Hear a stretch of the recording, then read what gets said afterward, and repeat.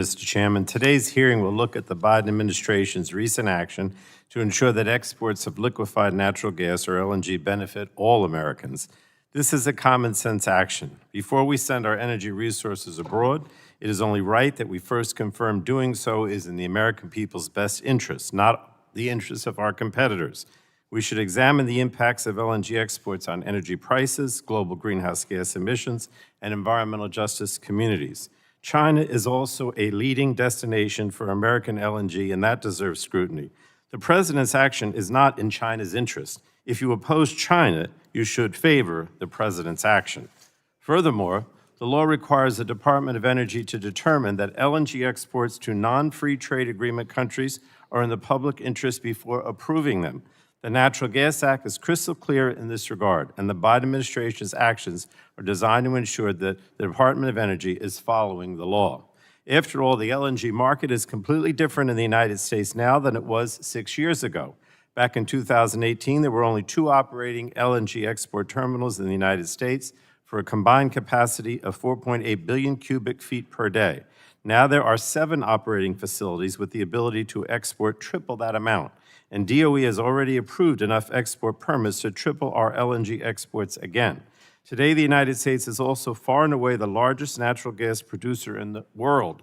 We alone account for 25% of the entire world's production every day, outproducing the next 2 biggest producers combined. If we're evaluating whether LNG exports are in the public interest in 2024, we should be using 2024 data and analysis to make that determination. There are a lot of reasons why the law does not allow for unfettered exports of LNG without review. The first reason is that LNG exports can drive up energy prices for American consumers. 2 years ago, we saw natural gas prices here at home triple to levels not seen since 2008, all because of Putin's invasion of Ukraine and the subsequent European energy crisis. According to one estimate, the price increases due to American LNG exports cost Americans more than $100 billion over 16 months. This alone is a perfect example of why the DOE review is necessary. And the DOE's examination is also necessary considering that a huge amount of our nation's LNG exports go to China.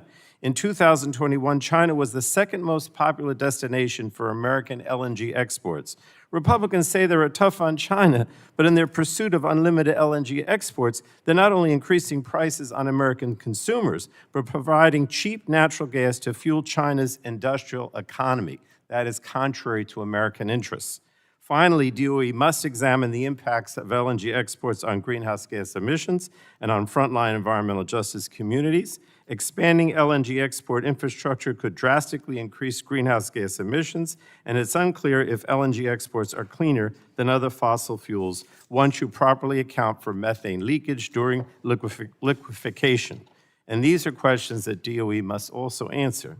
Studies also show that communities located near oil and gas facilities face serious adverse negative health impacts, including increased rates of asthma, lung cancer, and premature deaths. We can't ignore these impacts, and DOE must include them in any public interest tests so that we can better protect these communities in the future. Now, we're likely to hear a lot of misinformation from the Republican majority today, so let me set the record straight. This pause will not change the current export flow of LNG to Europe. It will not affect the LNG facilities currently under construction or the facilities that are already approved and have yet to begin construction. If the Department of Energy never approved another permit, our LNG exports could still triple from now until the end of the decade, and that's more than enough to ensure that Europe gets all the gas it needs.